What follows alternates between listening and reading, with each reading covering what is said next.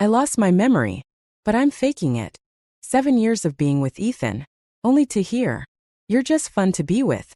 Not the type to marry." It was humiliating. But when I walked down the aisle with another man on my arm, Ethan regretted it. He stormed into the wedding, dragged me away, and with reddened eyes, begged, "Nina, please, can you stay with me for the rest of your life?" I didn't expect to run into Ethan so soon again. Just 1 month after our fallout. No big deal. I had just finished a fiery, close contact dance with a handsome partner, and was catching my breath near a secluded corner of the venue when Ethan blocked my path. Blinking in confusion, I thought I should try to play my amnesia role poetically. But Ethan didn't speak.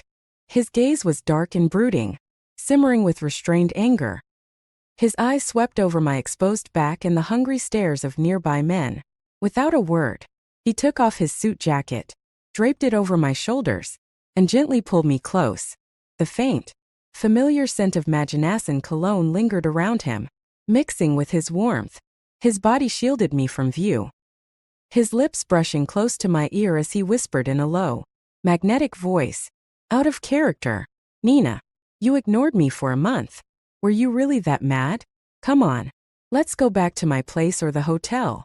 Startled, I flinched and stepped back, breaking free from his embrace. "Please show some respect, sir," I said firmly, my voice wavering. Ethan's brows furrowed deeply, his piercing eyes fixed on me with growing displeasure. "Nina Williams." He rarely called me by my full name.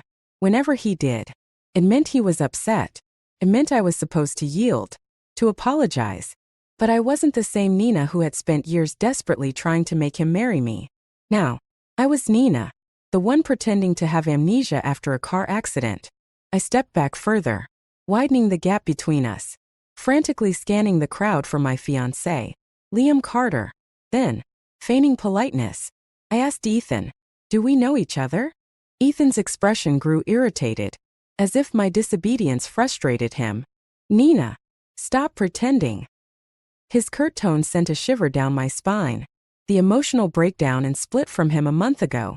To Ethan, it was just me being dramatic. I nearly lost my composure. But thankfully, Liam showed up just in time.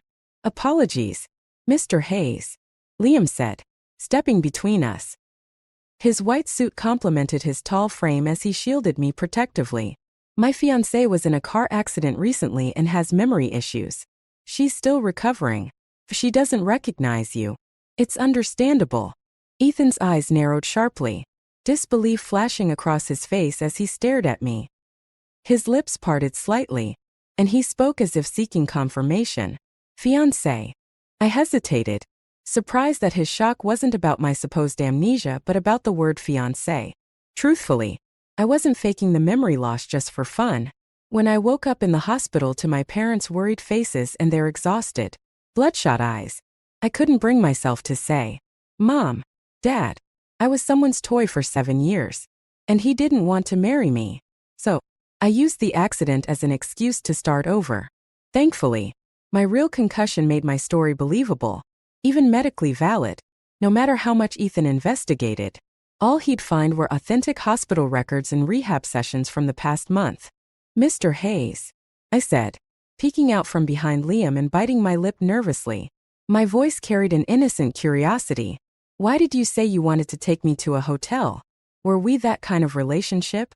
My parents never mentioned you before." I asked on purpose, knowing he couldn't answer either question. Ethan was famously aloof, known for his cold detachment, for over 20 years. He had never shown interest in any woman, until I fell for him. He was my first love, and I shamelessly pursued him, eventually succeeding in pulling him into my world. For 7 years, we had an intimate, clandestine relationship that never saw the light of day. I thought he cared, that he hesitated to go public because of family pressures, just like me. But when I finally mustered the courage to propose to him, I saw his face shadowed with conflict under the candlelight. His reply shattered me. "I thought we were just having fun. I'm sorry if I misled you. I've already arranged my engagement with someone my parents chose. Nina, you're great, but you're not the kind of woman to marry." Fun. 7 years of unconditional devotion from the eldest daughter of the Williams family. And all I was to him was fun? Was I that foolish? If he had no intention of marrying me, why didn't he reject me from the start? To Ethan, my pursuit was nothing more than me begging to be his casual lover. That night, we had a terrible argument. I broke it off, packed my things, and left. Tears blurred my vision as I drove, leading to the accident. Ethan repeated my words slowly. That kind of relationship? His gaze scrutinized me, as if searching for cracks in my amnesia act. I forced myself to meet his eyes, feigning confusion, though my heartbeat raced. My hand instinctively tightened around Liam's arm. After a long pause, Ethan relented. His tense expression eased into an awkward smile. No, we're friends.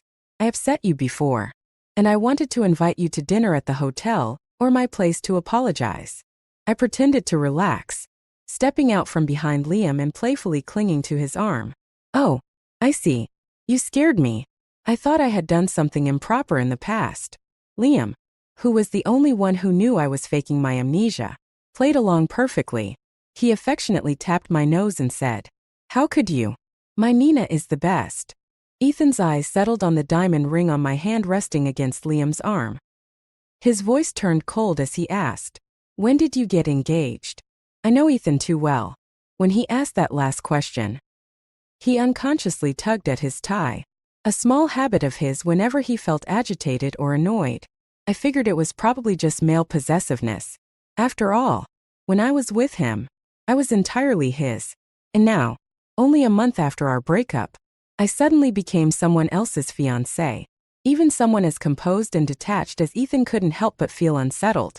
But Liam Carter, as oblivious to danger as ever, smiled warmly and replied, 2 weeks ago. I was so shaken after Nina's accident that I didn't want to waste any time. We arranged everything as soon as she was discharged. We're getting married next month. If you're free, Mr. Hayes, I'd be happy to send you an invitation. Ethan didn't respond. His deep gaze stayed fixed on me, his fist tightening at his side. A telltale calm before the storm. My chest tightened, but I forced myself to put on a look of sudden realization. Mr. Hayes, are you still upset about what happened before? It's okay. I don't even know what you did to make me mad. But since I've lost my memory, everything from the past is water under the bridge. No need to dwell on it. We'd be delighted to have you at our wedding. I even covered my mouth with a playful laugh, adding, surely, Mr. Hayes didn't do anything too outrageous to me. Right. I truly meant it when I said I wanted to let go of the past. Ethan's words, "You're just fun, not the kind to marry," had cut so deep that they left scars etched in my memory. The humiliation and pain still stung whenever I thought about them. I had fantasized about revenge. Why should I be the only one suffering while he walked away unscathed? Why should he get to look down on my feelings as if they were nothing more than a pitiful plea for attention? But in the end, all my pain and resentment boiled down to one undeniable truth. He didn't love me. And you can't hurt someone who doesn't care. Any attempt at revenge would only hurt me more. I also blamed myself. I had been blind and naive, pouring my heart out while he stood on the sidelines, indifferent. I deserved the heartbreak for being so foolish. So I genuinely wanted to use this opportunity to reconcile with Ethan, to reconcile with the old version of me who loved him hopelessly. From now on, we'd be strangers, each walking our separate paths. I smiled at Ethan, holding onto Liam's arm. Well then, Mr. Hayes, we'll take our leave now. What if I did? Ethan interrupted. I froze. What if you did what? What if I really did something outrageous to you? Ethan's voice was calm, deliberate. It sounded like a man prepared to lay all his cards on the table. I forced a smile. It doesn't matter. I've forgotten everything. Terrified he'd say something even more shocking, I quickly pulled Liam along and left. As we walked, Liam leaned down slightly and whispered with a grin, "I can feel his eyes still on you. Let's head to the rooftop before he corners you again." Once we reached the rooftop, Liam checked to make sure no one was around before locking the door behind us. Excitement sparkled in his eyes as he muttered, "It's obvious he still has feelings for you. Are you sure you don't want to turn this into one of those passionate, heart-wrenching love stories? You could really make him suffer." I rolled my eyes and let the evening breeze cool my head. You need to stop reading so many romance novels. Liam had always been my mischievous childhood friend, someone who lived by the mantra, play hard, never settle. But in families like ours, love often took a back seat to practicality, and marriage was just the biggest business deal of all. Even Liam couldn't escape that reality. When he accidentally found out I wasn't really suffering from amnesia, we struck a deal. We'd get engaged to keep up appearances but continue living our separate lives. Liam gave me a knowing look. 7 years. Are you really not going back to him? I let out a bitter laugh. Unrequited self-sacrifice doesn't count as love. From the very beginning, this relationship was never equal to Ethan. Accepting my confession or even sharing a bed with me was just his way of indulging me. Going back to him would be like begging for humiliation all over again. Forget it. Life gets easier when you learn to let go. I reached up to rub my arms but felt the soft fabric of a suit jacket instead. I had forgotten I was still wearing Ethan's jacket. After a moment's thought, I took it off and tossed it to Liam. Do me a favor and return this to him. I'll meet you at the car. Liam shrugged but didn't argue. He left, jacket in hand, to find Ethan. I lingered on the rooftop for a few more minutes before heading to the parking garage. Turning a corner in the hallway, I unexpectedly ran into Ethan. He was leaning against the wall, staring at his phone, his expression cold and stormy. I nodded politely. Mr. Hayes. I wasn't foolish enough to think he was waiting for me. I just wanted to leave as quickly as possible.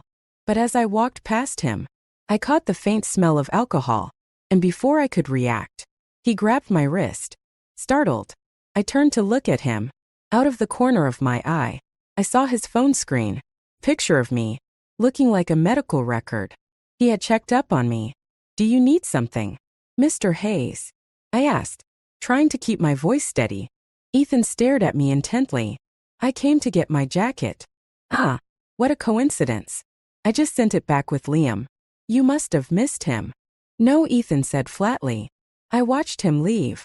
His logic didn't make sense to me, but his next words caught me off guard. The jacket was just an excuse. I came to confirm something. What is it? I felt a wave of tension wash over me. Could Ethan have found something out?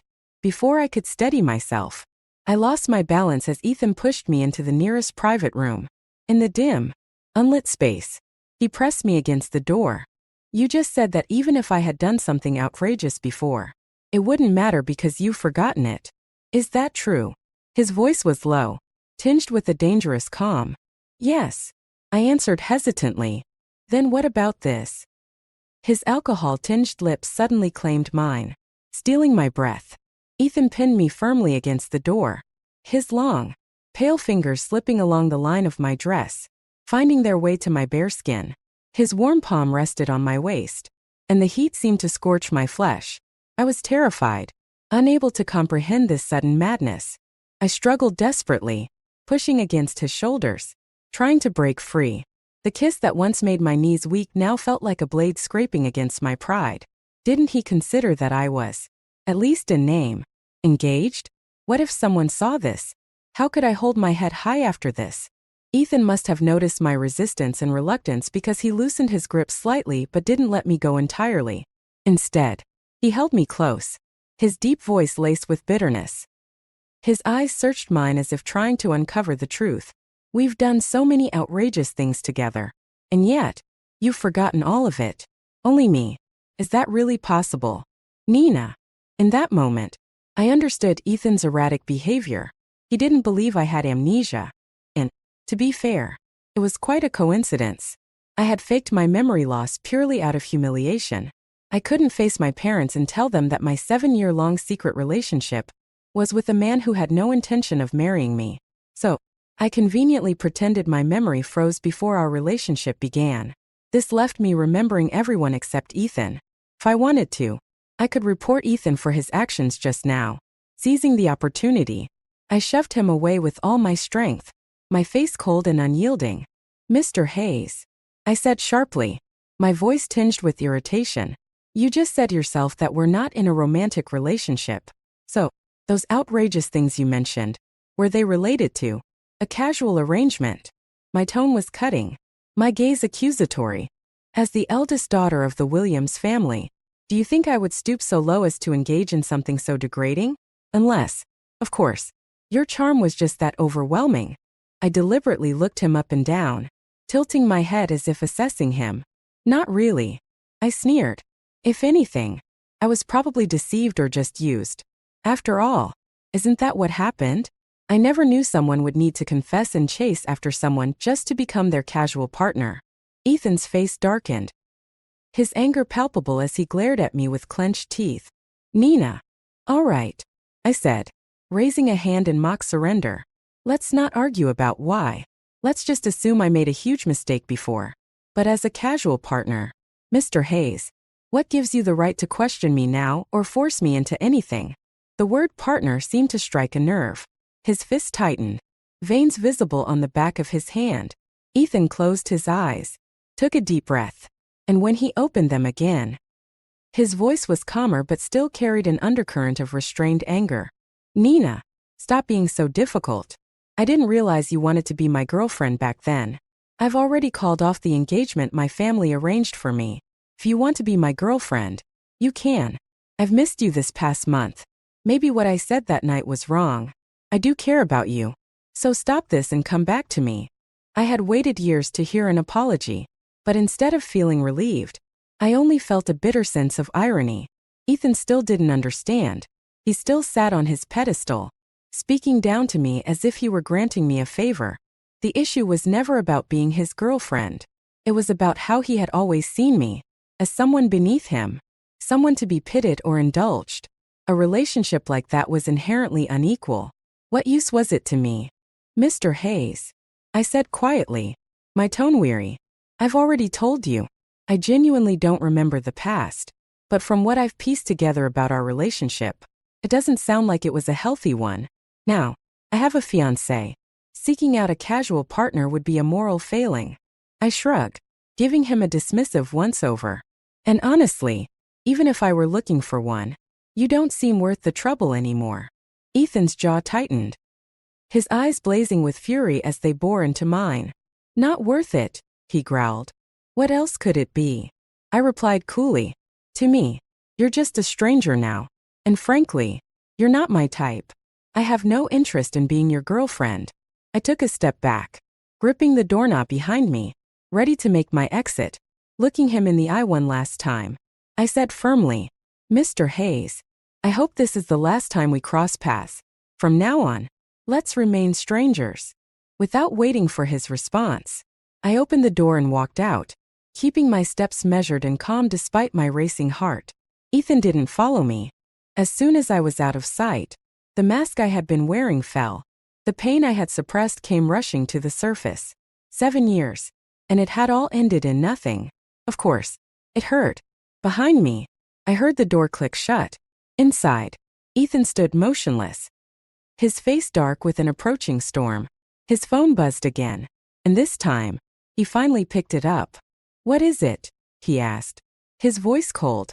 Still no luck finding your little rabbit, Ethan? Came a teasing voice on the other end. When I got back to the car after calming myself down, Liam was already waiting for me. He gave me a long, scrutinizing look before tilting his head with a smirk. Your lipstick is smudged. Things got intense. Huh. Say one more word, and I'll rip your mouth apart. I snapped, grabbing a tissue to wipe my lips aggressively. I scrubbed so hard it felt like I wanted to erase even the skin that had been touched by Ethan's kiss. Liam's gaze shifted to my hand gripping the tissue, his fingers unconsciously tapping the steering wheel. His expression grew thoughtful, his handsome features soft yet sharp, less cold than Ethan's, with a slightly boyish charm. His flawless skin added to his natural appeal, but it was his eyes that stood out, deep and dark. They seemed like small whirlpools, hiding emotions I couldn't decipher. What's your deal, Miss Williams? He asked, his tone casual. I shrugged. No deal. I'd rather die than go back to someone I left behind. Today was just about venting some pent-up frustration in a poetic way. From now on, he's a stranger to me, and I'm fine with that. The irony wasn't lost on me. The humiliation I wanted to avoid by faking amnesia had somehow become the perfect way to sever ties with Ethan completely. Life's twists and turns really can be unexpectedly poetic. Liam's serious expression quickly melted back into his usual carefree grin. He started the car, raising his hand in a mock Superman takeoff pose. His brown, slightly messy hair adding to the ridiculousness of it. Got it. Next time he tries to poach my fiancé, I'll take him down. This wedding doesn't have to happen if he keeps crossing the line. Just then, my phone buzzed in my pocket. Unlocking it, I saw a message from Ethan. I frowned. It was the first time he had reached out to me since our breakup. You left some things at my place. Come pick them up when you have time. My phone was new, replaced after the accident, so there were no old conversations with Ethan. But even in the past, most of our chats had been me reaching out while he replied selectively. Now, he was initiating. Saturday at 9 a.m. The door will be open. I replied. Send me the address. I added, deliberately playing the part of someone who couldn't possibly remember where he lived. I thought the exchange was over, but a moment later, another message came through. You used to love me. The suddenness of it caught me off guard. I immediately understood. It was his response to what I'd said earlier. Would someone like me lower myself to that level? Does that sound normal? The words hit me like a slap.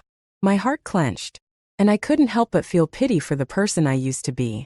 How low must I have stooped for Ethan to feel entitled to send such a shameless message? As if it were perfectly justified? Yes, Ethan. I thought bitterly. The person I used to be loved you so much that she couldn't even get the title of girlfriend. No wonder I forgot you. I stared at the screen, where it said Ethan was still typing, but no new message appeared. With a cold laugh, I locked my phone, refusing to engage further. My right hand, however, unconsciously tightened around the fabric of my dress.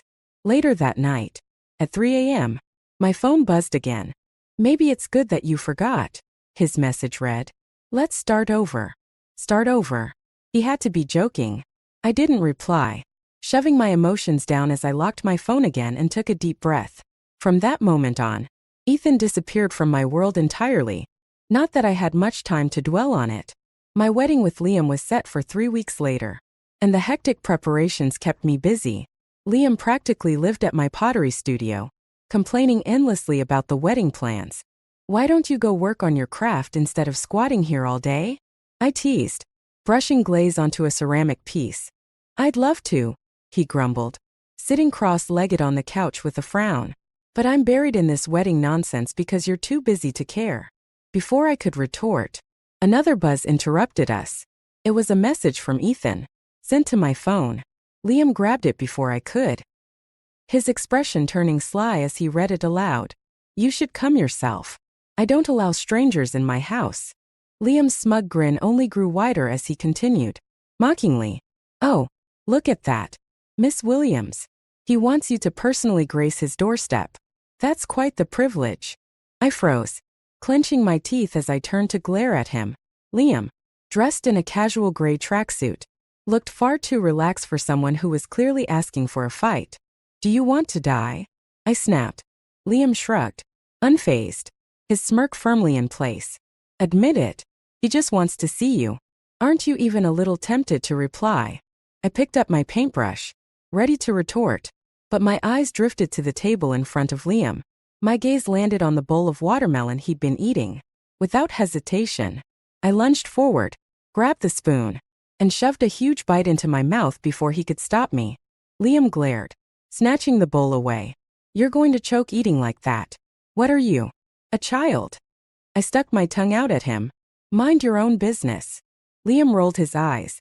Why are you holed up here anyway? Shouldn't you be planning the wedding? This is my dad's workshop, I replied, gesturing around. It's just a side hobby while my parents manage the family ceramics business. What's your excuse for loafing around here? Liam shrugged again. Unlike you, I don't have a dozen deadlines to meet. Plus, someone has to deal with the wedding details since you're too busy. I sighed, knowing he wasn't wrong. Fine, just don't touch anything fragile, or you're paying for it. Clicked my tongue, brushing off the matter. It's just a formality. Isn't this the kind of thing wedding planners handle anyway? Liam stopped walking abruptly, his back radiating an inexplicable melancholy. For a moment, I thought he was gathering energy to turn around and lecture me. Instead, I heard him say, "A wedding isn't a joke, even if it's just for show. It has to be the best for you." My heart jolted unexpectedly. His sincerity hit me, and my nose stung as I fought back tears. This world has always been unkind to women. I spent 7 years with Ethan, only for the relationship to end in a single breakup. If word got out, people would give me those subtle, judgmental looks. 7 years wasted. If it weren't for Liam also needing a wife for his own reasons, I probably wouldn't have considered marriage at all. Even now, with the wedding planned, I wasn't holding on to any fantasies, but I hadn't expected Liam, who was a year younger than me, to be so perceptive. My eyes grew moist, and I quickly turned my face away, sniffing lightly before forcing a cheerful tone. "You're right. Let's pick something good together." I tugged on the hood of Liam's sweatshirt, trying to make him relent and agree to the white wedding invitations I'd chosen. That was when my phone rang. I answered absent-mindedly, not even glancing at the screen. "Hello. Who's this?" As I spoke, I looked up to see Liam attempting to stuff my white invitation samples into the trash. Furious, I yelled, "Liam Carter, put those down. We're going with those invitations. No substitutions." The person on the other end of the call fell into an eerie silence. After finishing my outburst, I glanced at the screen and froze. My heart gave a tiny, involuntary pang, but it was just that. Pang. "Hello? Is anyone there?" I asked cautiously. "It's me." Ethan's voice came through. I immediately adopted a businesslike tone. "Oh, Mr. Hayes, what can I do for you?" Hearing Ethan's name, Liam, who had been sprawled over the table looking at invitations, bolted upright. He stared at me with his big, expressive eyes, looking like a husky suddenly coming to life. His over-the-top reaction made me suppress a smile. Ethan hesitated briefly on the other end, his usually cold voice carrying a faint trace of grievance. "You didn't respond to my messages." Of course I didn't respond. I never planned to. "I've been busy choosing wedding invitations with Liam," I said lightly, as if it were no big deal. There was a brief silence. Then I heard a faint sigh on the other end. I sent the organizer away. "You'll need to come pick up your things yourself." "Oh, I see," I said, raising an eyebrow. "But since you live in the upscale riverside villas, surely you have housekeepers. Could you ask them to pack everything up and throw it away? Those things are expensive, but they're not irreplaceable." The ice in Ethan's voice cracked slightly. "Nina, the housekeepers I hire don't have any obligation to clean up your mess. Come get your things yourself. Then how about you give me your housekeeper's contact information? I'll pay them directly. That way, they wouldn't be strangers to me, and the problem would be solved." The other end went completely silent. I glanced at the phone screen, wondering if the call had disconnected. "Mr. Hayes," I prompted. Ethan's voice returned, cold and firm. "I'll bring them to you myself." And with that, he hung up. I stared at the phone, sighing in exasperation. So, he's just now realizing how much it stung when he labeled me as nothing more than a casual fling? Where was this awareness 7 years ago? Did he really think he could start over with me now? I was on the verge of getting married. "Miss Williams." Liam interrupted my thoughts, leaning in close. He rolled up one of the white invitations into a tube and mockingly held it to my lips.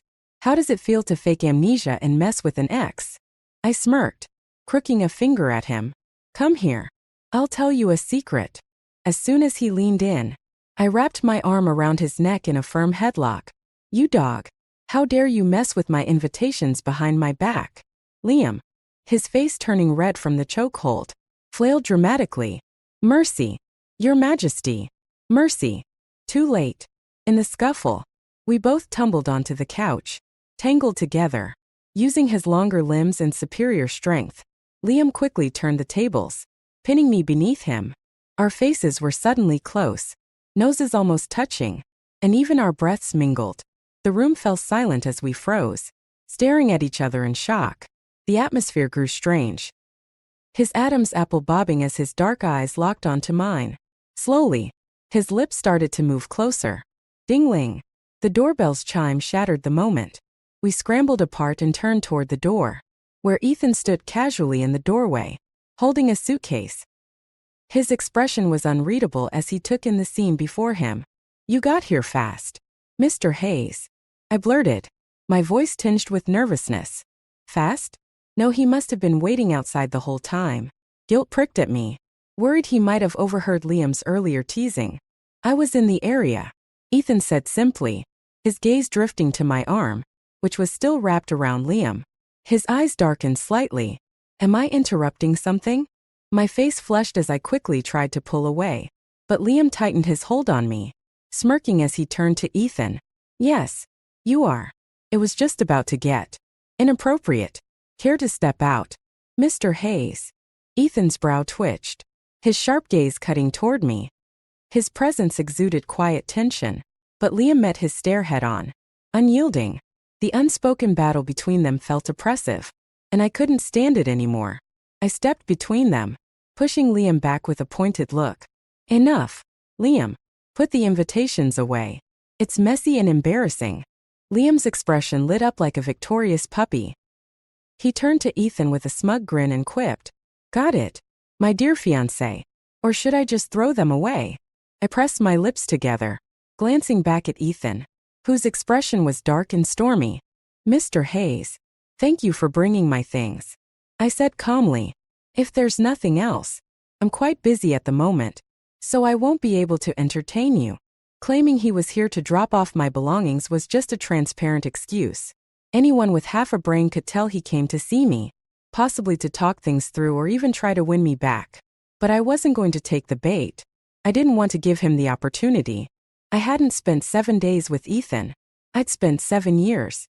7 years of devotion didn't earn me the title of girlfriend. Even after that explosive argument, the breakup, and leaving my home in tears, he hadn't felt he'd done anything wrong. To him, it was all just me making a scene. Now that I was gone, now that I had amnesia and no longer loved him, he thought 2 short text messages were enough to fix everything? Enough to make me forgive him and accept whatever scraps he was willing to offer? That was even more insulting than being called just for fun during those 7 years. "Oh, right," I said suddenly, turning around. I grabbed the white invitation sample Liam had rolled into a tube earlier, carefully writing down the date, address, and my name on it before handing it to Ethan. Even I was surprised at my own composure, as if thinking about Ethan no longer hurt the way it used to. "This is just a sample. The design isn't final yet, but I hope you won't mind. You're cordially invited to the wedding, Mr. Hayes." I held the invitation out in front of him, but Ethan didn't take it. He just stared at me, his dark eyes full of an almost pitiful sense of abandonment. For a moment, he looked like a stray dog, lost and left behind. In the end, Ethan didn't accept the invitation. He simply gave me a deep, searching look before turning and walking away. I exhaled a long breath of relief, feeling as though a weight had lifted. Liam appeared at my side almost immediately, his face full of exaggerated annoyance. "Now I hate white invitations even more," he muttered. I laughed. "Fine. Let's go with red." Liam blinked, clearly not expecting me to agree so quickly. "Just like that? What else did you expect?" I tilted my head, looking at him teasingly. "Weren't you excited to watch Ethan grovel for me earlier? Why the sudden change of heart?" Liam bristled, like a cat whose tail had been stepped on. He raised his chin in mock indignation. "That's different. I was just testing your attitude back then. Don't overthink it." I stretched out the word "oh," dragging it dramatically. Liam's face turned red, and I suddenly realized how unexpectedly endearing he could be. After that day, Ethan truly disappeared from my life. I buried myself in work, rushing to finish a project while juggling wedding preparations with Liam. Amid the chaos, I found that I barely thought about Ethan at all. The wedding date crept closer, and with only a week to go, I received a call from the bridal shop informing me that my dress was ready. Liam was still at the hotel finalizing details for the venue, so I decided to go on my own. The altered dress fit perfectly, standing in front of the mirror in the shop. The bright lights reflected off the white fabric, making me appear dazzling and radiant. But as I looked at myself, my eyes stung, and a flood of emotions swept over me. 7 years of fruitless waiting, the relief of that car crash, The pain of crying alone at night after waking up. The unexpected comfort of being cherished by Liam. And the memory of his reddened eyes when we picked out the dress together. Some answers I had been too afraid to confront now felt so clear. Suddenly, Ethan's face appeared in the mirror. Startled, I turned my head quickly and realized that the shop staff had quietly disappeared, leaving us alone. Ethan, what are you doing here? Our eyes met, and I was shocked by how worn he looked. He wasn't unkempt or disheveled, but his entire demeanor radiated exhaustion. Nina. Ethan stopped in front of me. His gaze locked on mine with an intensity that made my heart clench. His voice was deep and steady, as if he were resigning himself to something. I've tried, he said, his tone heavy with emotion. I've tried to move on, but I can't. I can't stand by and watch you leave me like this. I've spent these days trying to let go, filling my time with friends and work. But every time I stop, all I can think about is you. When I think about how you don't love me anymore, how you're about to marry someone else. His voice cracked slightly, but he pressed on. That I feel like I could kill Liam and take you back. His words were raw, drenched in sincerity, but I felt nothing but fatigue and helplessness. I couldn't respond to him. I didn't want to. Without saying a word, I turned to leave, but the weight of the wedding dress slowed me down, and before I could take a step, Ethan grabbed my arm and pulled me back. His desperation was palpable, as though he believed his words had an expiration date. You were right, he said, his voice trembling. I was wrong. So wrong. I enjoyed your love, but I arrogantly thought I saw through you and hurt you. When I realized this, I regretted it so much that it made my whole body numb. I know now that my mistakes were irredeemable, and that it's nearly impossible for us to work out. But call me despicable if you want. I also felt a glimmer of joy. Thank God that stormy night made you lose your memory. It gave me hope for a fresh start. Ethan's breaths were uneven as he spoke, and then he pulled a small red velvet ring box out of his pocket. With deliberate solemnity, he dropped to one knee. Nina, you once proposed to me, asking me to marry you. Back then, I made the wrong choice. I'm here now to admit my mistake. If I say I'm ready to marry you, will you come with me?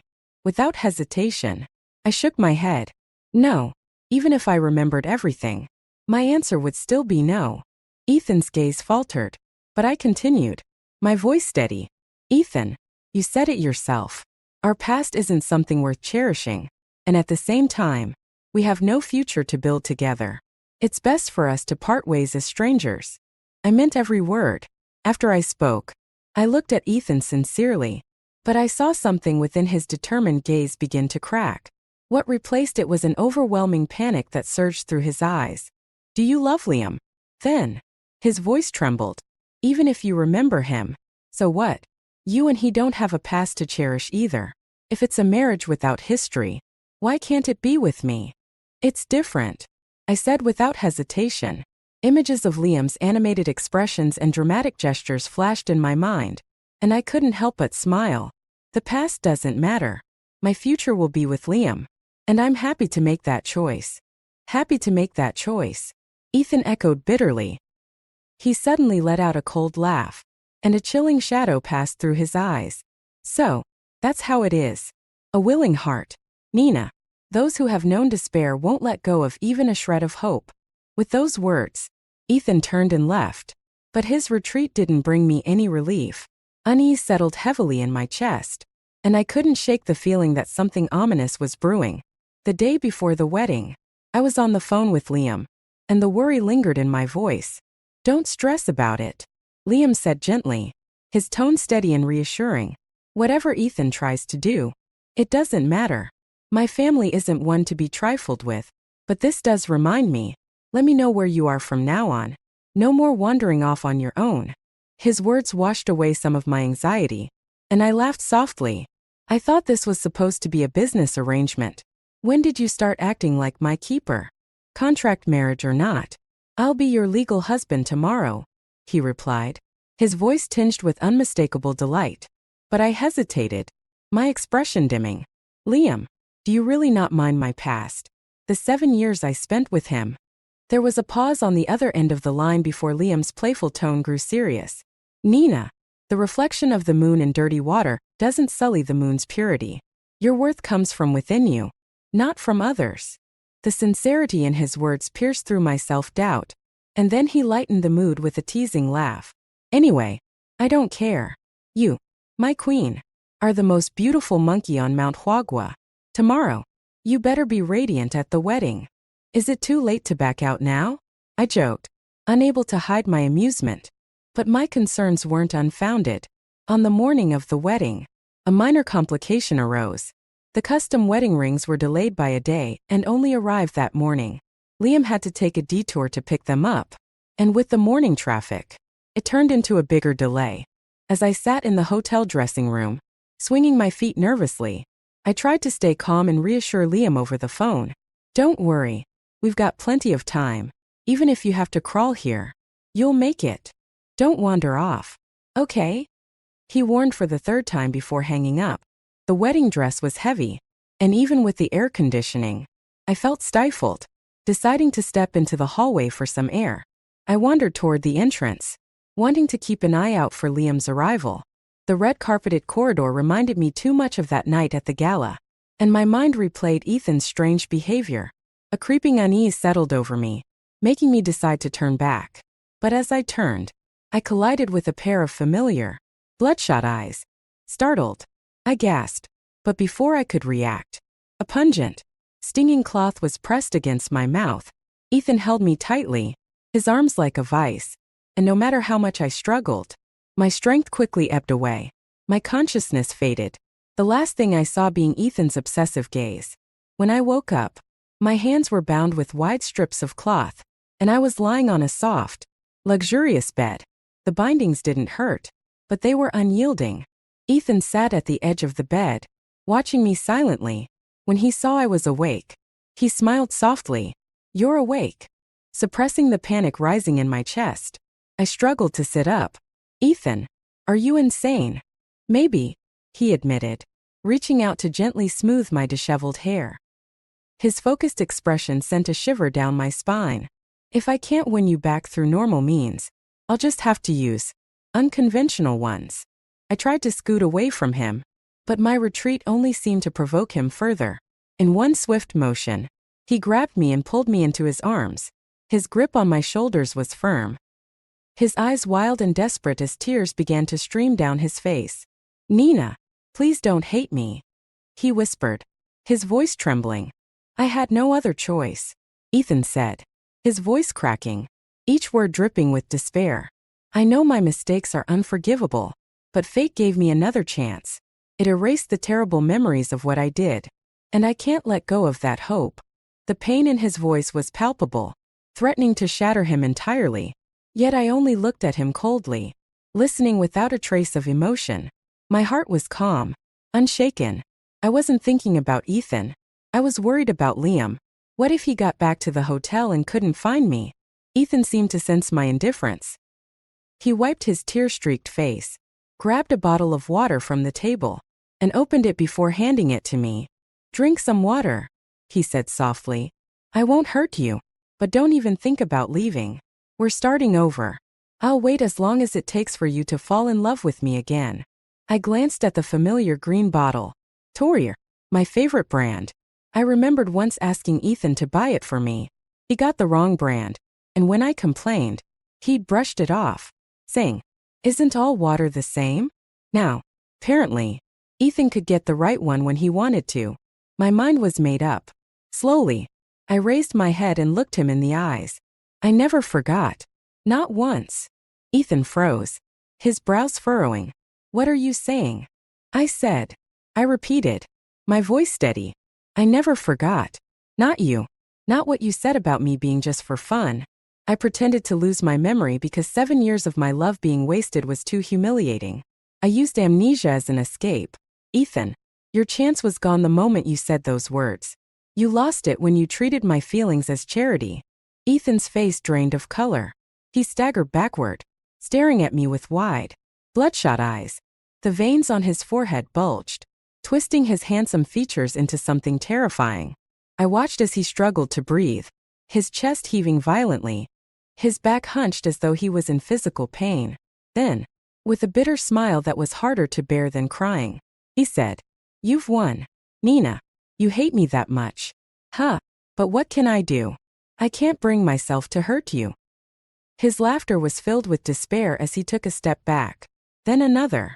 His eyes were filled with grief and hopelessness, like a prisoner surrendering before the executioner. "Nina, what am I supposed to do with you?" he whispered. "I'm begging you. Hate me. Punish me. Even use me. But don't leave me. Please." "No," I said, shaking my head despite knowing it would only make things worse. "Ethan, love isn't a game. You had 7 years, and you didn't cherish a single moment. Once it's gone, it's gone. I can't forget how you trampled my feelings and turned my love into a handout. Don't you understand?" "No," he said, letting out a laugh that was half hysteria. He wiped his tears away and began walking toward me, his movements deliberate and unrelenting. "I don't understand. All I know is that you're here now, and I can't let you go. You've avoided me for so long. Nina, you wouldn't even let me see you alone. If you won't forgive me, then fine. We'll stay broken. At least this way. You're still mine." Ethan's hand reached out, and he began tearing at my wedding dress. His tear-streaked face pressed kisses full of desperation against my neck. A wave of panic and revulsion surged through me. My hands were bound, limiting my ability to fight back. But I still pushed and struggled with all my strength. "Ethan, let me go. You're only going to ruin yourself and push us beyond the point of no return. Ethan, do you hear me?" But he didn't. He was deaf to my pleas, consumed by his madness as he ripped my dress further. Terror overwhelmed me, and my voice broke as I screamed, "Liam, where the hell are you?" Bang! The door flew open, crashing against the wall with a deafening sound. My half-choked scream caught in my throat as I turned to see Liam storming in, clad in a black suit that made him look even more striking than usual. Ethan didn't flinch. It was as if he'd been expecting this. He didn't even look back. His gaze still locked on me as he placed one last desperate kiss on my lips. "So fast," he muttered. "I thought I'd have more time." But Liam was already there, grabbing Ethan by the collar. He hauled him to his feet and landed a solid punch on his face. "You dare mess with my fiancé?" Liam roared, his fury like that of a lion ready to kill. His fists tightened, poised to strike again. I'd never seen him like this, and it terrified me. "Liam, stop," I shouted. "You'll kill him." My voice seemed to snap him out of it. Breathing heavily, Liam paused and looked at me. Relief flooded his features as he rushed to my side, pulling me into his arms. I could feel his body trembling violently. "You scared me to death, Nina," he murmured, his voice cracking. "I scared you," I said, exasperated. "I'm the one who was tied up." He ignored me, clutching me tighter. "On the way here, I even thought about where I'd bury myself if I didn't make it in time. Thank God I put a tracker on your phone. Or else things really would have been a disaster," I muttered, poking his side with my bound fingers. "Can you stop wailing now and untie me?" Liam loosened his hold and glanced at Ethan, who was lying on the floor, his gaze hollow. His tone was cold as ice. "Don't worry. I'll deal with him. I could have gone straight to the police, right?" "Well, I already called them," Liam said, his voice calm but laced with an edge. "They'll be here soon. Let's get you downstairs first." "Carry me, then," I said, sniffing as I looked up at him. "My legs are numb." Liam's composure shattered instantly. Cursing under his breath, he scooped me up into his arms. Fine. Just keep enslaving me. Why don't you? Clearly, I owe you." As he carried me, the tingling in my legs from being bound started to subside. Nestled against his chest, I couldn't help but laugh. "Liam, you're so good to me. Are you sure you don't secretly like me?" Yes. I like you so much it's killing me," he shot back sarcastically. "I just love serving you. You're still not married to me yet. You've got time to change your mind. You know, wouldn't that just make things messy, eh?" "I'd rather not." His arms were strong and steady, and I could hear the rhythmic thudding of his heartbeat against his chest. My long-suppressed emotions surged, and before I could stop myself, I blurted out the question that had been weighing on my mind. "Be honest. Did you really just want someone, anyone, to partner with for this marriage? Or did you use it as an excuse because you wanted to marry me? Liam stopped in his tracks, glaring down at me with mock anger. What do you think? I waited 7 years for you to break up with him. You owe me 70 years to make up for it. I couldn't help but smile, warmth spreading through my chest. Turning my head, I glanced back one last time at Ethan, who was now sitting against the wall, resigned and unresisting. He looked at me too, giving me a faint, bittersweet smile. Goodbye, Ethan, I said softly. Goodbye, Nina, he replied, his voice heavy with finality. My younger sister seems to have been reborn as well. In her previous life, she was madly in love with the Golden Circle's prince, Ethan Reed. Their relationship was intense, filled with skipping classes, fights, and reckless racing. In the end, she died for him on a stormy night, and he blamed it all on me. Now, in this life, she suggested to our parents that I transfer to the bottom-ranking class where Ethan studies. Her words were clear. Sister, this time it's your turn to be bullied by him and have a twisted love story with him. I laughed. People may be reborn, but their brains don't necessarily reset. Even if Ethan lived 100 lives, he would never be worthy of being my opponent. In my previous life, I was lured back home by my adoptive parents, Margaret and Robert Lane. Under the guise of family obligations, they beat me to death with a bat. The image of their greedy faces fighting over inheritance stayed with me until my last breath. I had always been a nuisance to them. Once they were done using me, what purpose did I have in their eyes? My head was struck hard. The world went blurry. And then I opened my eyes to find myself in a familiar room bathed in sunlight. In front of me sat my adoptive mother Margaret and my younger sister Emily Lane. Margaret's anxious voice rang out. Emily, what's going on? Your teacher called saying you applied to transfer classes, did into the bottom-ranked class. Cross from me. Emily hesitated before replying. Transfer classes? Oh, right. She blinked as if suddenly realizing something, then turned to Margaret and pointed at me. Mom, the teacher must have made a mistake. I was suggesting that my sister transfer classes. There are so many underachievers in class 13.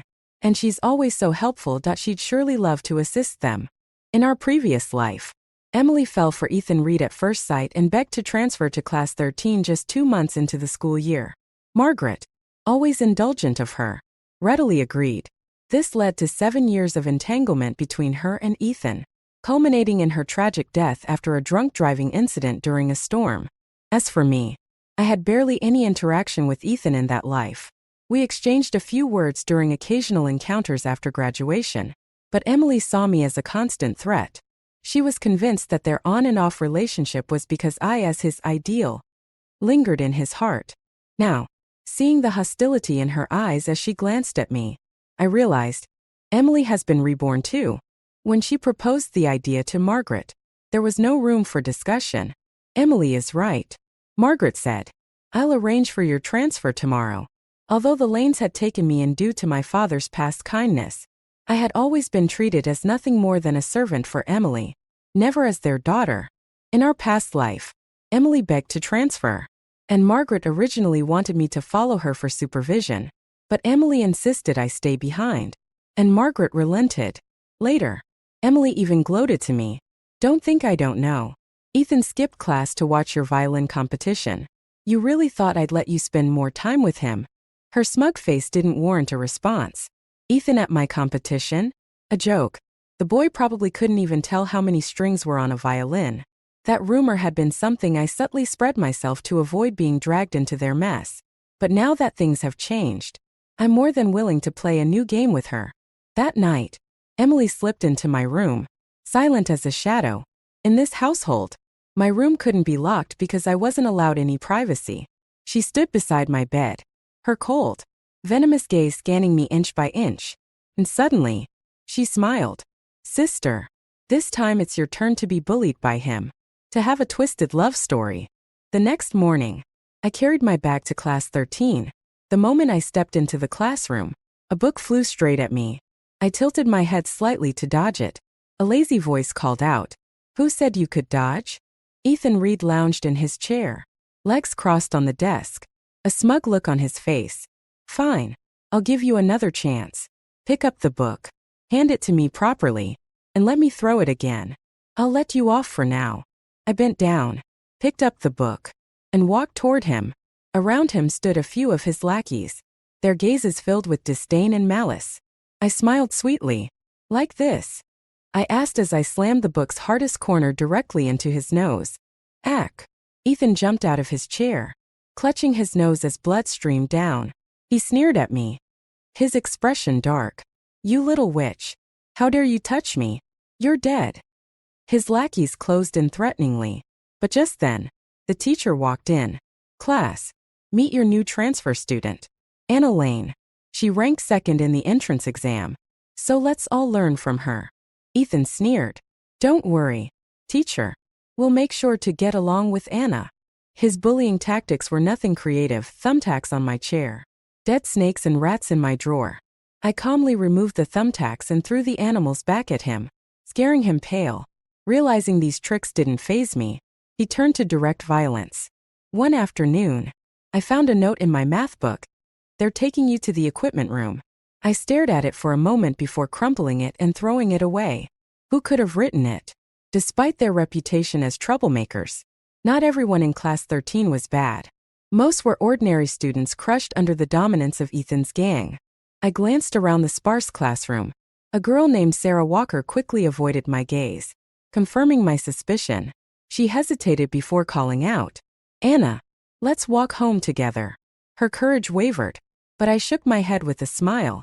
Don't get involved. As I left, Ethan and his lackeys cornered me in the equipment room. Standing beside him was Emily. Ethan sneered. So this is the sister who bosses you around at home? Emily replied coolly. But you shouldn't bully her like this. I refused to become someone like him. Emily's posture was defiant and proud, completely different from the girl in her past life who had cried and begged Ethan Reed not to break up with her. Now, reborn, she understood this much. The less attention you paid to Ethan, the more he liked you. Sure enough, Ethan's expression softened, showing faint sympathy. Emily took a deep breath and pretended to offer advice. Besides, my sister has studied violin for so many years. Her hands are her most valuable asset. And the more precious something is, the more satisfying it is when it's destroyed. Isn't it? Ethan sneered and waved at the two people restraining me. Do it here. Break her fingers one by one. I'll make sure she can never play the violin again. Hearing this, Emily's gaze landed on me, filled with barely concealed delight. They shoved me roughly toward the uneven bars and picked up a heavy dumbbell from the ground, ready to smash it down. Just as they were about to swing, I suddenly spoke. Idiots. What did you say? Ethan froze, narrowing his eyes. I smiled at him. If I were you, I wouldn't do something this stupid at such a critical moment for your family's stock distribution. His pupils constricted. In my mind, I silently counted down. 3, 2, 1. The door to the equipment room burst open with a loud crash. But the people standing at the door weren't the ones I had arranged. Turning my head, I was shocked to see several girls from the class. I had thought that Sarah Walker's timid question in the classroom earlier had been the most she could muster. But I was wrong. Sarah steadied herself by holding onto another girl's arm, raising an old, battered flip phone in her trembling hand. She said in a shaky yet resolute voice, I've already called the police.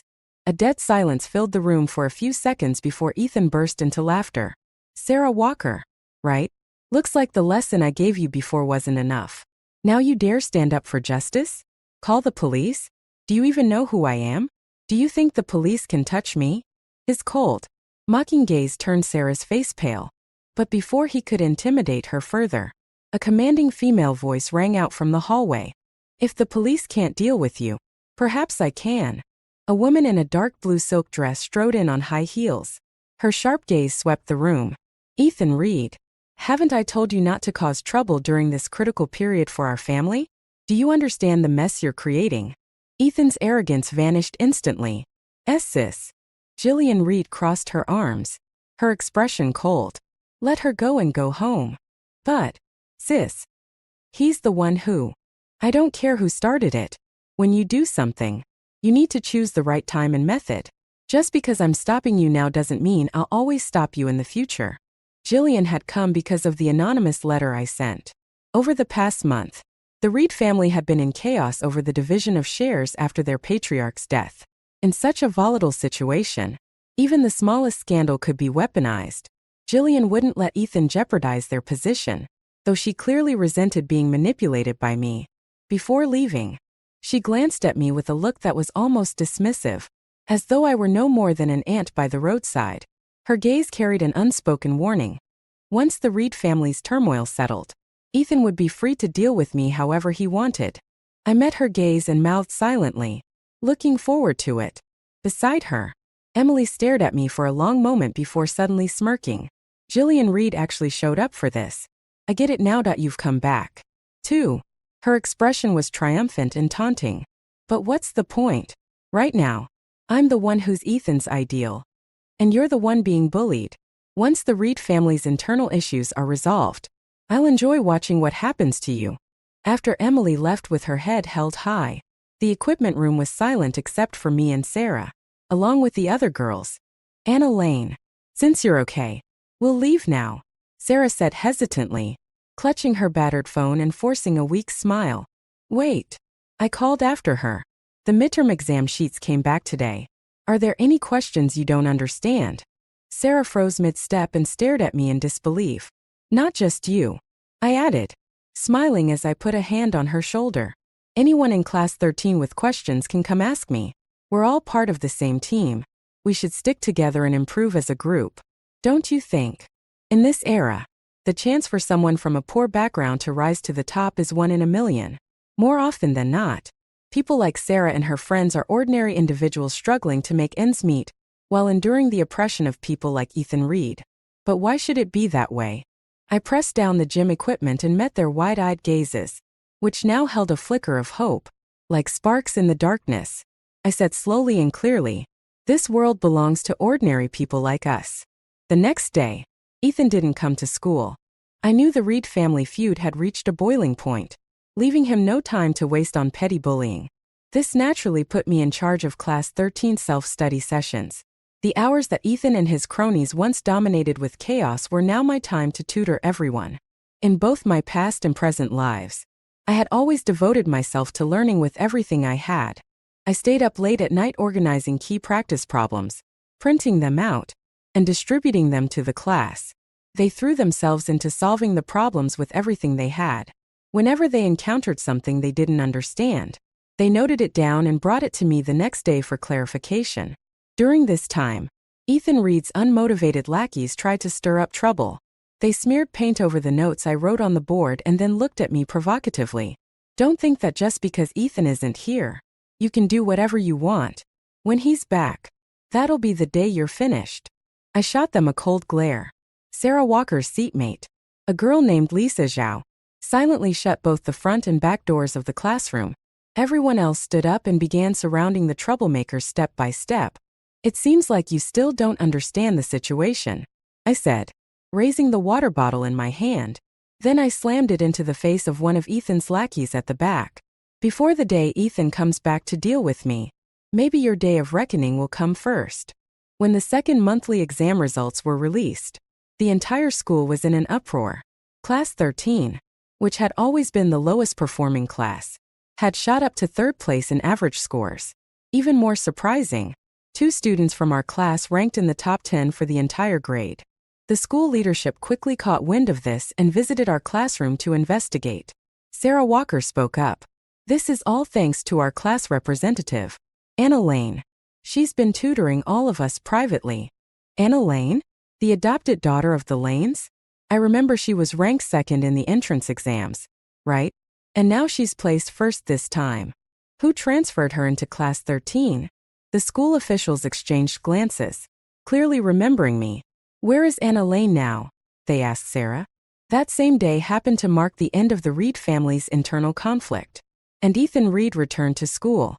Predictably, he and his lackeys ambushed me on my way to school. In the dim alleyway outside the campus gate, Ethan kicked over a trash can and sneered. Anna Lane, didn't I tell you? The day I came back would be the day you'd regret everything. Emily Lane stood off to the side, offering half-hearted advice. Don't go too far. It'll be hard to clean up if things get out of hand. Don't worry, Ethan replied with a cold laugh. This time, my sister won't come to save her. He and his lackeys closed in on me, grabbing my wrist and attempting to smash my hand against the rough wall. Just then, the school administrators arrived with Sarah Walker in tow and witnessed the scene. The vice principal's stern voice rang out. What's going on here during school hours? Startled, Ethan's lackeys instinctively released my hand. Before Ethan could speak, I cut him off. Teacher, they said they were going to break my hand. In the large conference room of the administrative building, Ethan Reed and his lackeys stood lazily, exuding an air of entitlement. The principal cleared his throat and began. We've reviewed the situation. It's clear that Ethan and his group were in the wrong. Thankfully, no serious harm was caused. Let's all take a step back and consider this matter resolved. The principal's attempt to downplay the incident was obvious. I smiled faintly. Is that so? Then I'd like Ethan Reed to apologize to me. That's not asking too much, is it? Apologize to you? Ethan sneered as if I'd told him a ridiculous joke. You think you deserve that? I remained calm. Well, since there's surveillance footage, let's involve the police. The tension in the room thickened as neither of us backed down. On one side was the so-called golden boy of a wealthy, powerful family. On the other was the top-ranked student who had led her entire class to academic improvement. If this incident escalated to the police, the school's reputation would be at stake. Caught between a rock and a hard place, the principal had a teacher pull me aside. Anna Lane, we understand you're upset, and we acknowledge the school's failure to intervene earlier. To make up for it, the school will award you this year's special scholarship. We'll also take steps to ensure no one in Class 13 is mistreated again. Will that suffice? I couldn't help but laugh. So the school does know how difficult things have been for Class 13? The teacher's expression turned awkward as I watched them stammer for a response. Fine, I said. But I have one condition. Use the scholarship money as a reward for the students of Class 13, who've made significant progress, everyone except Ethan Reed and his cronies. The school acted swiftly. In no time, they issued scholarships to Class 13 under the guise of recognizing collective progress.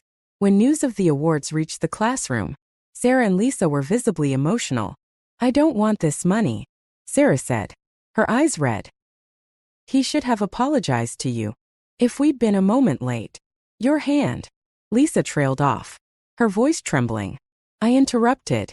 The timing of the exam results and honor roll announcements was no coincidence. Planned it all. And even if you hadn't arrived, they wouldn't have done much to me.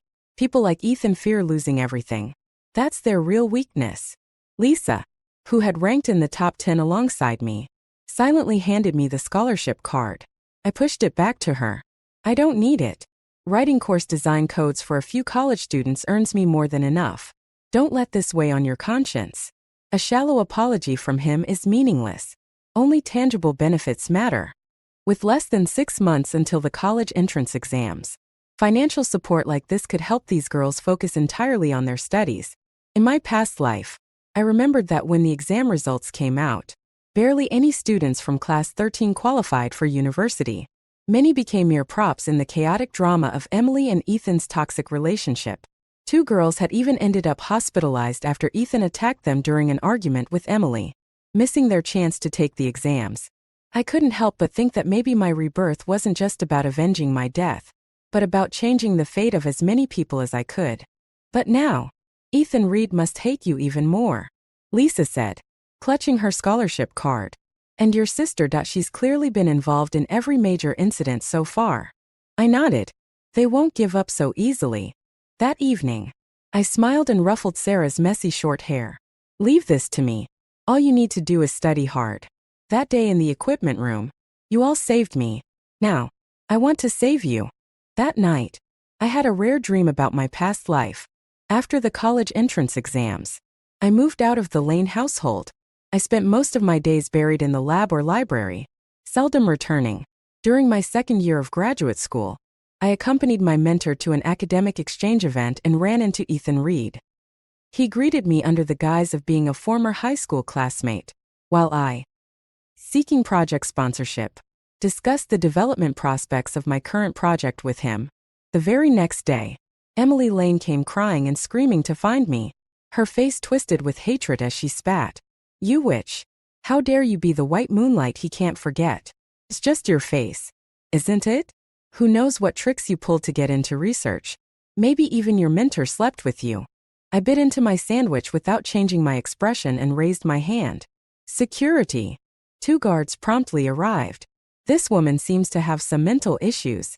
Please handle it." Emily sobbed and cursed as she was dragged away. Later that day, my adoptive mother, Margaret, called me over 10 times. I didn't pick up even once. I informed my senior colleague, then moved into the research institute, where I stayed immersed in the lab. It wasn't until the project temporarily concluded that I heard Emily had met with misfortune. Margaret had lured me back under the pretense of a family banquet in Emily's memory. Together with Robert, she had killed me. I woke with a start, moonlight flooding the room in a silver glow. The pain of the bat cracking against my skull seemed to linger in my body. I stared at the crescent moon outside for a while, then curled my lips into a faint smile.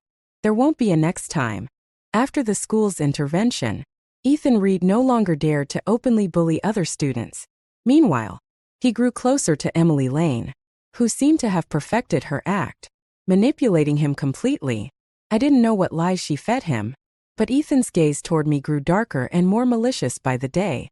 He stopped targeting other classmates, channeling all his hatred toward me instead. Soon, it was time for the college entrance exams. Because of the way household registrations were managed, Emily and I weren't assigned to the same testing center. Early that morning, Emily whined and insisted that Margaret and Robert escort her to the exam. "This is my first time taking such an important test. I'm nervous and want Mom and Dad to come with me," she said, holding a glass of milk with an innocent smile. "Besides, my sister's testing center isn't far. She's always been independent, she can go by herself."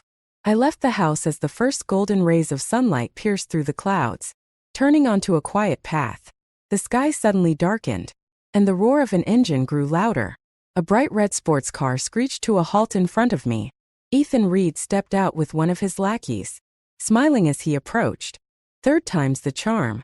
Huh, I caught you again," he said.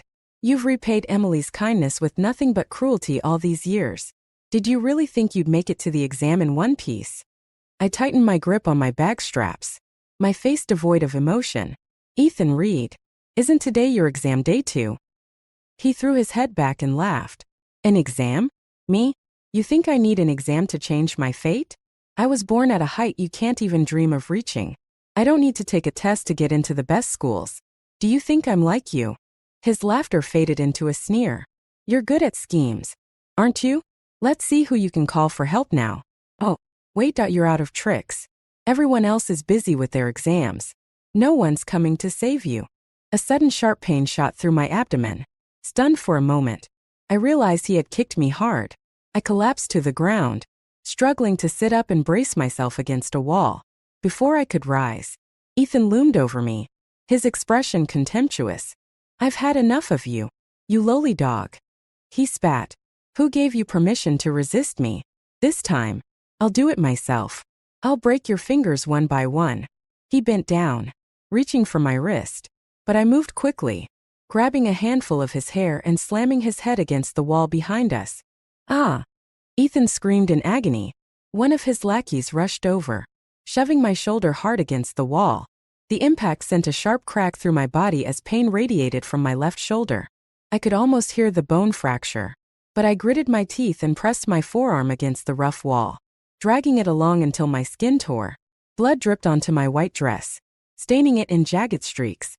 Ethan, who had just regained his footing, froze at the sight. "What are you doing?" I steadied myself, cradling my injured arm, smearing the blood even further across the fabric. I let out a soft, pained laugh. "Young master, you've spent 3 years bullying classmates, never studying a day, and yet, here I am teaching you something from your textbooks. A man's wrath spills blood within 5 paces, yet the world will carry on." I looked him in the eye, my voice steady. "I thought maybe you were smart enough not to act today, but I see now that you're as stupid as Emily." The heat of the wind whipped against my open wounds, amplifying the pain. but it made me smile wider. Born at the top? How long can you guarantee you'll stay there? As my words hung in the air, 2 reporters carrying cameras appeared at the entrance of the path. The flashes of their cameras illuminated everything. The broken security cameras I had tampered with earlier, my blood-streaked dress, my mangled arm, and the tears spilling from my red-rimmed eyes. What's going on here? Ethan finally realized what was happening. His face paled as it dawned on him that he had walked straight into my trap. I'm part of the Reed family, here to settle some personal grievances, Ethan said coldly. If you want to keep your job, then get lost. Hearing his words, the 2 reporters lowered their cameras. Ethan smirked, thinking his threat had worked. But in the next moment, they stepped closer instead. Young master, there are always people in this world who aren't afraid of you. You've been coddled in your high position for so long that you've forgotten that, one of the female reporters said, carefully avoiding my injured left arm. She grabbed my other hand. Let's go. I got into the car of the 2 reporters I had contacted in advance, and we sped off. Ethan's car chased us relentlessly, tailing us closely. Time was tight. By the time we reached the exam center, most of the students had already entered the testing halls. Outside the gates, parents crowded together, seeing their children off, along with several journalists who were there to capture moments of the day. The car screeched to a halt in front of the crowd, drawing all eyes to us. I pushed the door open and stumbled out, my body covered in blood. Ethan Reed, I said slowly and clearly, staring at the red sports car behind us. Even if you're part of the Reed family, even if you're the so-called Golden Prince, what right do you have to stop me from taking this exam? Break my arm? Leave me with only one breath? I'll still crawl into that exam hall and turn in my test. Or you can just kill me here. Ethan stormed out of his car, gripping the edge of the doorframe as he glared at me, equal parts furious and astonished. In his eyes, I caught my reflection, disheveled hair, wounds covering my body, and a bloodied, tattered dress that flared out behind me like a banner in the wind. What's wrong? Afraid. I smirked, my gaze moving past him to the 2 police cars speeding toward us. Then I looked back at Ethan and flashed him a taunting smile. Well then, I'll be heading in to take my test. In the sweltering heat of June, I found myself sitting in a stuffy exam hall with no air conditioning. Sweat seeped into the wounds on my arm, the sting keeping my mind sharp and clear. After the first 2 exams of the day, I went to the hospital to have my injuries treated. Sarah Walker accompanied me, normally timid and soft-spoken. This time she didn't shed a single tear. Will it leave a scar? She asked, her voice barely above a whisper. I glanced down at my arm as the doctor carefully used tweezers to remove grains of dirt from my wound. Maybe, but it won't matter. It's just a surface wound. It looks worse than it is, I said with a faint smile. Besides, if Ethan wanted to make a scene, he should have been prepared to pay a price. After my injuries were treated, I didn't return to the Lane household that night. Instead, I stayed in a small inn near the exam center. This exam, in both my past and present lives, was never particularly difficult for me. More importantly, I carried with me the complete knowledge and achievements of my past life, the research I had done, the skills I had mastered. These were treasures that Emily Lane, no matter how many lifetimes she relived, could never possess. When the final exam ended, I went straight back to the hospital. Lying in the hospital bed, I pulled out my phone and wasn't surprised to see my name trending online. Top-ranked student almost misses college exam. Ethan Reed from Reed family. Anna Lane heroic stand. Photos of me. Bloodied, defiant, and confronting Ethan outside the exam center. Were all over the internet. Oh my God. She still went to take the exam despite her injuries? She's the top student in her grade. She's been bullied by Ethan Reed for 3 years. If she couldn't take the exam, all her hard work would have been wasted. Someone needs to investigate the Reed family. They think they're above the law. I turned off my phone and looked at the 2 people sitting by my bedside. Sarah was quietly peeling an apple with a small knife, while Lisa Zhao sat across from me. Everyone wanted to come see you, Lisa said, but they were worried about disturbing your recovery. So Sarah and I came instead. I'm fine. Nothing serious. I'll be discharged tomorrow. I shifted slightly, feeling the weight of the cast on my left arm and shoulder. I smiled at them, How did you do on the exam? Confident you'll beat me. Who wants to beat you? Lisa replied calmly. Then, after a pause, she asked, how were you so sure those two reporters would help you? It wasn't a surprising question coming from Lisa, who was the quietest yet most perceptive person in our class. That day, when Ethan and I raced to the exam center, every parent and journalist saw the chase. Yet only a handful of reporters dared to cover the story. Most wouldn't risk offending the powerful Reed family for someone like me, who arrived at the exam covered in blood and might not even finish the test. But those two young, fearless female reporters were different. Brave people are always brave, and just people are always just. In my past life, a major scandal broke out at a neighboring school. A professor had fabricated research for years, embezzling over $100 million in research funds. His students, more than 30 in total, jointly filed a complaint that exposed him. Leading the charge were two young, courageous female reporters, Sue Nan and Lu Yen. When I contacted them this time, they were still interns. After I explained my plan to escalate the situation, they were confused. If you already know what Ethan is planning, why not avoid the danger? Why put yourself at risk? Sunan asked over the phone, her tone full of puzzlement. Because I don't want to just avoid him this one time, I replied. I glanced down at the butterfly knife in my hand, its blade glinting faintly after I finished cleaning it. A small smile played on my lips. Ethan hadn't only bullied me or my class, his cruelty extended far beyond that. If I was going to make a stand, I wanted it to be a loud one. The public outcry raged for over half a month. By the time the college entrance exam results were released, it reached a fever pitch. I had scored 20 points higher than in my previous life, earning the title of provincial top scorer. My value skyrocketed, forcing the Reed family to send someone with real influence to negotiate with me. My adoptive parents called repeatedly, demanding that I return to the Lane household. When I pushed the door open and saw Jillian Reed sitting there, I couldn't help but laugh. Miss Reed, I told you we'd meet again. Her sharp eyes flickered with irritation before her composed demeanor returned. Anna Lane, state your conditions. Conditions? What conditions? I feigned ignorance. But my adoptive father slammed the table in frustration. Stop playing dumb. Anna, take what you're offered and be done with it. It wasn't hard to guess that the Lanes had long since struck some sort of deal with the Reeds. My adoptive mother gave me a cold glare. You've been with us since you were 10. We raised you for so many years. And now you're repaying us like this. I let out a laugh, unable to hold back. You took me in because my father, a distant relative of yours, died saving your family. You didn't want the disgrace of being seen as ungrateful, so you adopted me. My father's life bought me 8 years of servitude in your home, and now you're trying to say I owe you. I lost patience and stood up, walking to my room to pack my documents and wallet. As I turned to leave, Jillian remained seated, her gaze filled with unveiled contempt. It was the kind of hatred that comes from someone in power being defied by someone beneath them. Smiling faintly, I said, Miss Reed, I imagine you already guessed before coming here that I wouldn't agree to a reconciliation. She rose, towering over me in her high heels, her aura imposing, looking down at me. Her lips curled into a frosty smile. Do you really believe that nonsense about the wrath of a commoner spilling blood in 5 paces? Do you understand the consequences of offending the Reed family? In the end, the matter concluded with the Reed family paying a significant price to suppress public opinion.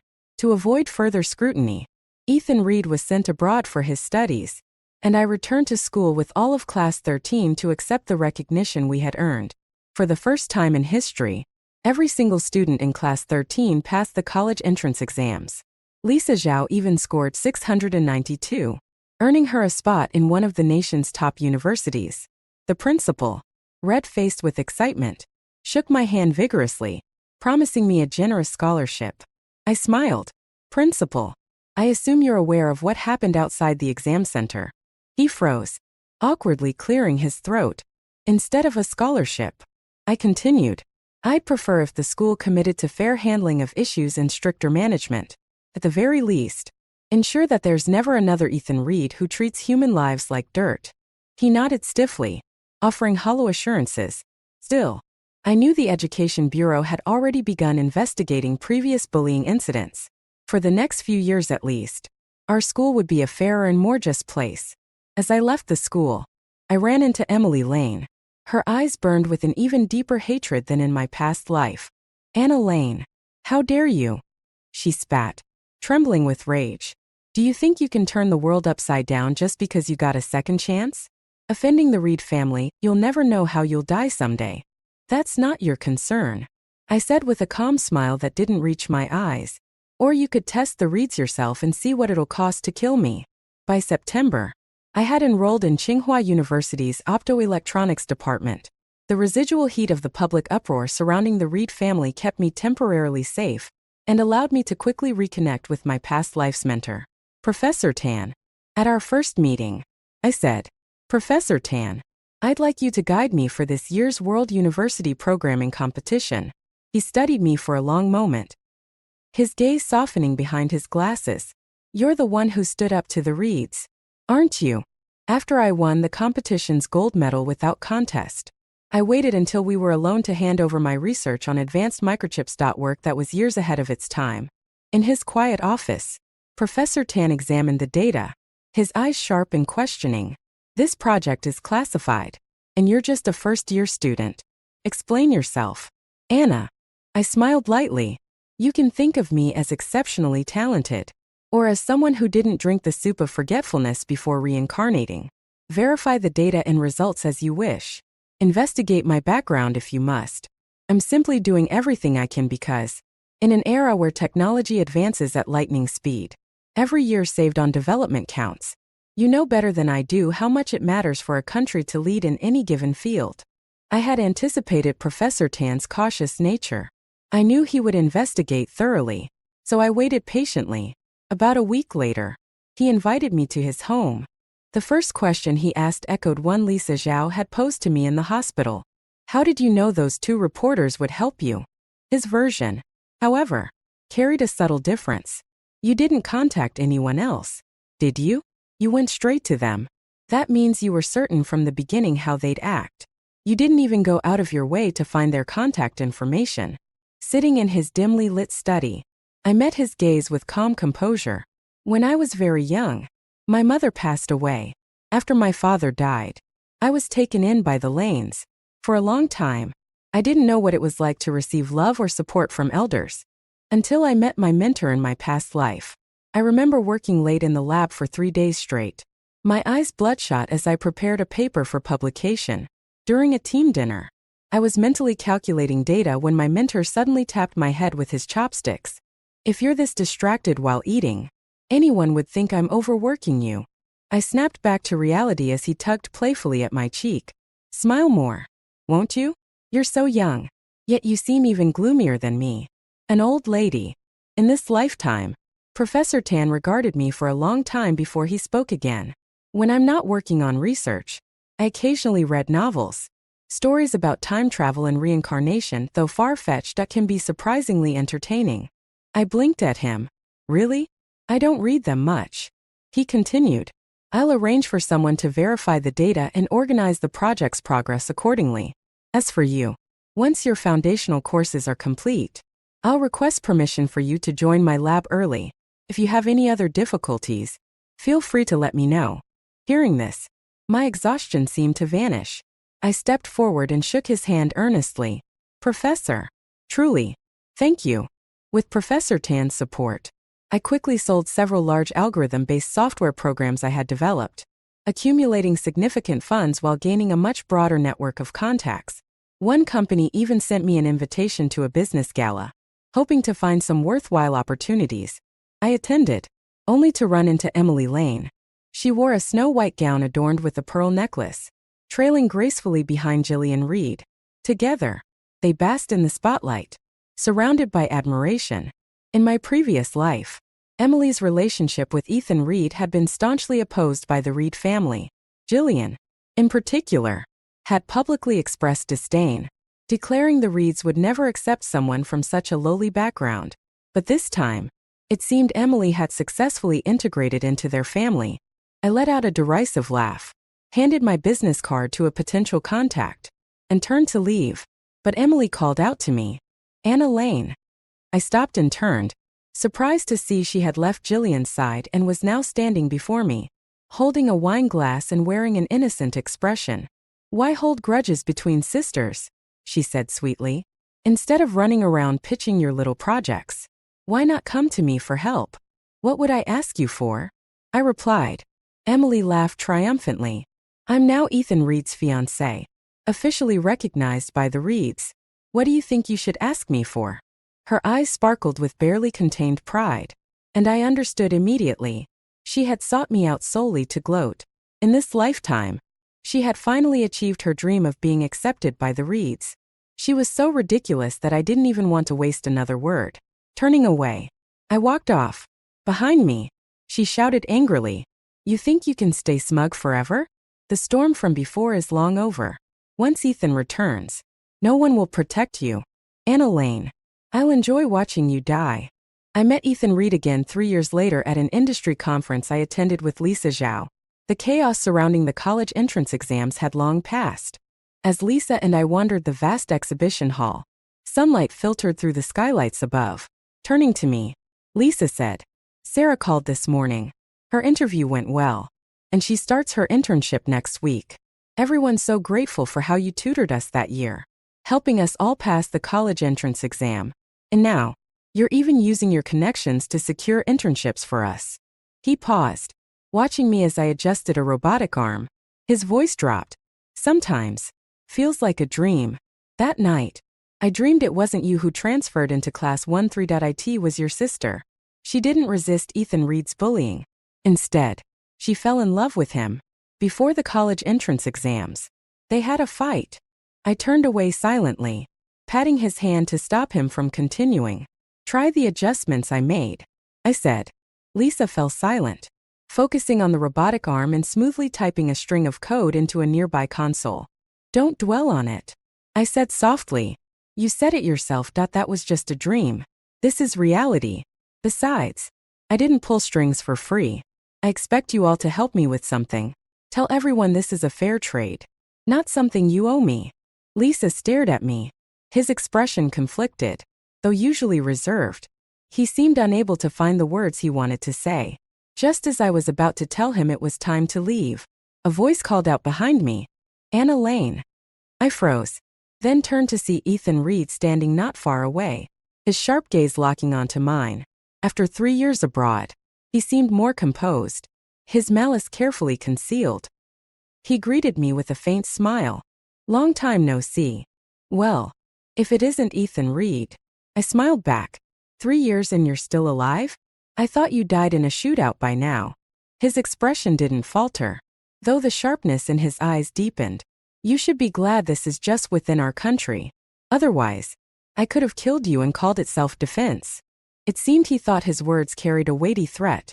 Just then, the robotic arm beside me turned counterclockwise and smacked the back of his head. "What are you doing?" Ethan snapped, glaring murderously at Lisa Zhao, who stood calmly at the controls. "Oops. Slipped. Misoperation," Lisa said coolly, adjusting the arm back into position. Ethan Reed was not one to keep his temper in check for long, and I didn't have to wait long for him to make a move. That afternoon, accusations suddenly surfaced online, claiming that Professor Tan and I had fabricated academic results. The claims argued that, as an undergraduate, it was impossible for me to have developed such advanced chips or published 3 consecutive papers in top journals. Old controversies were dragged up again. The confrontation outside the exam center was reframed, with people suggesting I had staged it to build a persona for myself. After all, how could a supposedly bullied student still manage to take the exam and score the top spot in the province? Theories swirled. If I were just an ordinary person, how could I thrive after offending the Reeds? Rumors flew that I had won the gold medal at the World Hardware Design Competition soon after enrolling at university, something no ordinary student could achieve. Suspicion fell on Professor Tan as well. Manipulating public opinion was the Reed family's specialty. 3 years ago, I had seized the upper hand, catching them off guard. This time, they clearly intended to eliminate me for good, ensuring I would never rise again. Everything my mentor and I had worked on came to a sudden halt. Our projects were suspended, and the university placed us under investigation. The accusations had grown too loud to ignore. and the school deemed the investigation a standard procedure. As they took me away, my mentor reassured me calmly, "Don't worry. The innocent have nothing to fear." I asked him, "Professor, do you believe me?" Bathed in the golden light of the setting sun, he regarded me quietly and said, "When you stretch out the timeline of an event, when every key moment from the past is magnified, you begin to see interesting patterns. It's like chess. Each move may not reveal its purpose right away, but much later, when everything connects, you realize that what seemed simple had layers of meaning." I tapped my chin thoughtfully and smiled. Exactly. What's unfolding now is more than it seems. Over the next 2 weeks, I did nothing to fight back. I let the rumors spread and even deliberately left some gaps in my defenses, allowing the Reed family to believe there might be truth to the allegations about my research and publications. Like predators scenting blood, they attacked with renewed ferocity. Even Emily Lane joined in, tearfully denouncing me in front of the media.